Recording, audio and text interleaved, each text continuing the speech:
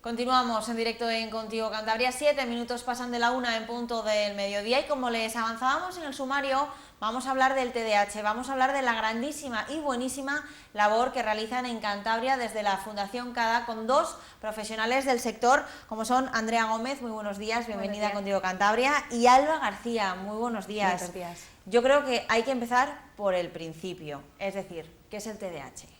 Bueno, el TDAH es un trastorno del neurodesarrollo que se caracteriza principalmente por la dificultad que tiene el niño para mantener una atención voluntaria en las actividades académicas o cotidianas. También puede presentarse una falta en el control de impulsos, un exceso de movimiento. Hay que tener en cuenta que es un trastorno crónico que tiene su origen en la infancia, les va a acompañar a lo largo de toda la vida. Esta sintomatología es evolutiva, no siempre se manifiesta de la misma manera. Normalmente la inatención es algo que va a permanecer estable, la impulsividad tiende a dispararse con los años y sin embargo la hiperactividad tiende a disminuir. Además es un trastorno que se da con mayor frecuencia en niños que en niñas. La proporción sería 4 niños por una niña. Podemos observar una serie de síntomas que en esos niños, porque la verdad es que luego os pensaba preguntar por los adultos, pero por lo que decís, generalmente es un trastorno que se detecta en edades tempranas, sí, ¿no? Y os iba a preguntar, ¿podemos hablar de una serie de síntomas que nos hagan observar en el niño, en la niña, y nos hagan observar que algo está pasando? Mira, la realidad es que las características que presenta un niño con TDAH son similares a las del resto de los niños. El matiz está en la frecuencia y en la intensidad que esas características o conductas nucleares del TDAH que hablaba antes, la inatención, la hiperactividad o la impulsividad, se manifiestan y el grado de interferencia que tiene en su vida, ¿no? Más que nada es eso. Por tanto, lo principal sería diferenciar las características nucleares del TDAH del momento evolutivo por el que está pasando el niño. ¿Y qué hacer ante esos padres o quizá esos profesores, esos familiares, ante la posible sospecha de tener un caso de TDAH? La sospecha puede nacer en diferentes entornos, puede que se detecte en el centro educativo, que lo detecte el pediatra o la propia familia. Por ejemplo, en el caso del sistema educativo, normalmente es el orientador quien realiza una evaluación psicopedagógica y en función de esos resultados considera oportuno, ¿no?, que se confirme o se descarte un posible TDAH, entregando ese informe a la familia y recomendándoles que acuda al pediatra. El pediatra, en este caso, es el encargado de hacer la derivación a la Unidad de Salud Mental Infanto-Juvenil del hospital de nuestra comunidad, a Valdecilla, o a neuropediatría. Una vez allí ya es el facultativo, el psiquiatra o el psicólogo que reciba al niño, el encargado de hacer la evaluación clínica y confirmar o no un diagnóstico, ¿no? Y una vez hecho ese diagnóstico, si es positivo, ¿cómo es el tratamiento para esos niños? El tratamiento, lo ideal, lo que indican los expertos es un tratamiento multimodal. Esto quiere decir que todos trabajemos de manera coordinada, tanto desde el ámbito clínico, el pediatra, el seguimiento con el psiquiatra en salud mental infanto-juvenil, el entorno educativo es muy importante, la parte de intervención psicopedagógica o psicológica y, por supuesto, la familia. ¿Qué importancia juega, quizá al igual que en otras enfermedades, otros trastornos, el diagnóstico precoz? Bueno, pues el diagnóstico precoz, por ejemplo, es muy importante, ya que lo que nos va a ayudar es a poder empezar a trabajar e intentar por lo menos disminuir al máximo ese tipo de características que van a influenciar de manera negativa, por así decirlo, en los niños con TDAH. Lo que vamos a conseguir también es empezar a trabajar con ellos, poder darles unas pautas y unos apoyos con los que ellos puedan ir poco a poco avanzando sus habilidades y una vez que se enfrenten en la vida adulta, pues que tengan todos los niveles alcanzados, un desarrollo pleno y así pues bueno, poder enfrentarse pues como una persona más. Sí que es verdad que hay que tener en cuenta que al tener un diagnóstico cada vez más tardío puede haber consecuencias negativas, ya que hay trastornos asociados como puede ser, pues, por ejemplo, adicción a drogas o nuevas tecnologías, trastornos en plan afectivos, trastornos de conducta y similares, que claro, agravaría mucho más esos problemas junto con el TDAH. ¿Ante qué necesidades, ante qué situación nace la Fundación CADA ya por 2006? Pues mira, Fundación CADA nace ante la necesidad que tiene Regina Cobo, que es la presidenta de la Fundación, cuando su hijo recibe un diagnóstico de TDAH. En esa búsqueda de ayuda, de recursos, es lo que lleva a crear la Fundación. ¿Y cuál es vuestra misión? Vosotras trabajáis allí. ¿Qué es lo que hacéis para que nos hagamos una idea con esos niños, con esas niñas que acuden a la Fundación? Pues principalmente lo que hacemos es darle la atención necesaria, trabajar con ellos, trabajar lo que sería con las familias y luego también concienciar lo que es la sociedad de qué es el TDAH y vamos, todas las consecuencias y repercusiones que pueden tener estos niños. Trabajamos un equipo multidisciplinar en el que estamos psicólogos, pedagogos y maestros especialistas en pedagogía terapéutica y audición y lenguaje. Y bueno, pues básicamente lo que estamos es dando apoyo a las familias, ayudando en un protocolo de detección.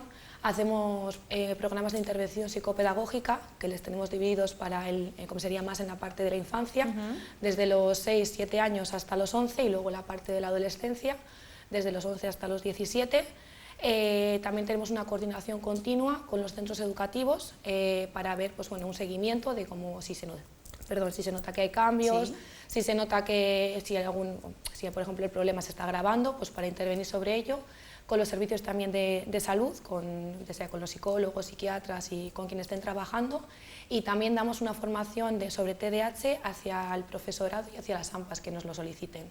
Luego hablaremos también de esa formación, que es un punto importante, ya no solo para profesores, sino yo creo que para la población en general, hablar de sensibilización. Pero ¿notáis esa evolución en todos esos niños con los que trabajáis día a día?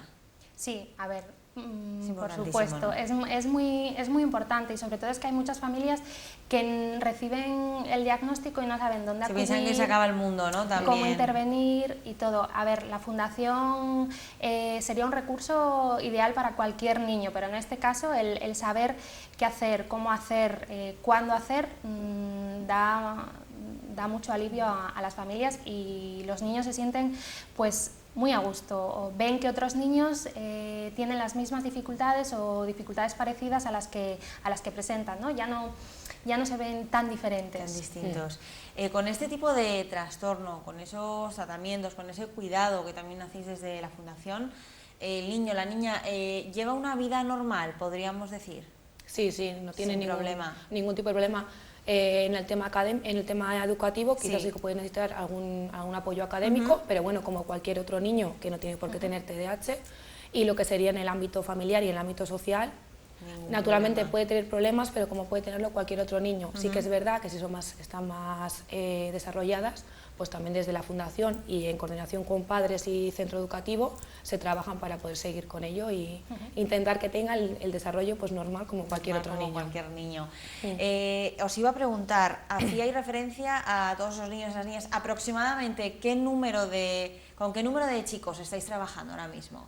Pues hemos llegado a atender en torno a unos 60 niños, ahora mismo estamos en unos 50 y pocos, 52, 54 niños, que asisten de manera semanal a la Fundación, como comentaba mi compañera Alba, a un programa de intervención psicopedagógica, y algunos continúan esa intervención con un programa de refuerzo educativo que viene a ser un apoyo al estudio, donde aprenden pues eso, estrategias para afrontar, ¿no? el sistema educativo, el currículum que bueno, no se adapta a las necesidades que tienen los niños. Entonces, bueno, de una manera que alcancen ese éxito. Hacíamos referencia a esa formación, hablábamos también de sensibilización, de lo importante que es. ¿Qué actividades llevasteis a cabo con motivo del 25 de octubre? Sí, pues como ayer el día del TDAH, pues el viernes fuimos al Ayuntamiento de Santander y lo que hicimos fue una jornada un poco informativa y de sensibilización, pues un poco para dar a conocer qué es el TDAH, en qué consiste ese trastorno, y también pues un poco concienciar a los vecinos de bueno, pues que existe, que hay que trabajar sobre él, y bueno, también ver ese apoyo, esa normalización y esa inclusión social que se necesita, porque bueno, al final parece que es un trastorno que no es muy conocido, no sabemos por qué, pero no se le considera tan importante como otros. ¿Pasa en ocasiones quizá que hasta que no tienes este trastorno en la familia o a un hijo o a alguien conocido, ¿no? Nos pasa muchas veces con determinadas enfermedades en general que hasta que no te pasa no lo conoces. Vosotras que trabajáis con ello en vuestro entorno, que bueno, gracias a vosotras me imagino que vuestro entorno también esté muy formado en este tema, pero notáis efectivamente que existe ese desconocimiento sobre el TDAH. Sí, totalmente. El problema es que no sé si es porque una falta de concienciación o de conocimiento en plan con información sobre el TDAH, pero muchas veces lo que hay son falsas creencias sobre él y prejuicios de que no es un trastorno real, sino que es un trastorno inventado o eso, pero Así, no. Pero hay que tener muy en cuenta que sí que es un trastorno real y que sí que se debe trabajar con él. Pues ¿qué pasa en muchas familias? Que no tienen la información necesaria, hay un desconocimiento social, por lo tanto no hacen un diagnóstico al niño, acaba siendo tardío y acarrea las consecuencias que hemos dicho. Se convierte en más trastorno, se convierte en algo que al final es más grave. Entonces no se tiene en cuenta que es algo que sí que hay que trabajar y que sí que existe el TDAH. Y si se trabaja, vosotros con todos los niños que estáis en la fundación, señalabais todas esas actividades que también hacéis con ellos en función de las edades. A partir de los 17 años, señalabas, una vez que llegan a esa edad, ¿qué ocurre? Pues a ver, es cierto que tenemos dos grupos de intervención, claro, el más chiquititos y el de los adolescentes. ¿sí? Hay un pequeño grupo de adultos jóvenes que llamamos, que son aquellos que han estado trabajando con nosotros y que continúan de manera regular. ¿Qué pasa? Al llegar a la edad adulta, ellos han ido aprendiendo estrategias, han ido... Claro, les habéis dado como las herramientas para luego poner ellos en práctica en su día a día. Al igual ¿no? que puedo aprender yo un truquillo para que no se me olvide anotar cosas, ellos también, pues el que es más inatento aprende a señales para que su día a día sea más productivo. Como te comentaba, la hiperactividad es algo que desciende, entonces ya no son... El mayor problema que encontramos cuando en la edad adulta es esa impulsividad, ¿no? Que tiende a dispararse. Por eso lo que comentaba Alba de la comorbilidad, ¿no? De esos trastornos asociados a mayor impulsividad, pues el uso de las nuevas tecnologías, ¿no? Las adicciones, que no tienen por qué presentarse en todos, pero bueno, que es una opción a contemplar. Vosotras que también trabajáis día a día, como digo, con este trastorno, como sociedad, ¿qué retos tenemos por delante con el TDAH? Hombre, pues creo que principalmente es la concienciación y el dar a conocer y esa sensibilización hacia el trastorno y el tener en cuenta que hay que trabajarlo de una manera global, ¿sabes? Tanto en el ámbito educativo como en el ámbito más familiar, en el ámbito sanitario, que bueno, pues para ello es esos equipos que hay que estar siempre en coordinación y creo que es muy importante una coordinación que es lo principal y eso que también un poco la sociedad empiece a creerse que es verdad que es un trastorno. Que existe y que se puede llevar una y vida que, exactamente, sí, totalmente. Al final, el mensaje que le podemos mandar a la población es que el niño con TDAH no es que no sepa hacer lo que sabe, sino es que no puede. Sobre todo eso se ve en los primeros años, ¿no? Donde mayores dificultades tienen, sobre todo, aparte de las dificultades académicas, son las sociales, las habilidades sociales, la relación con los iguales.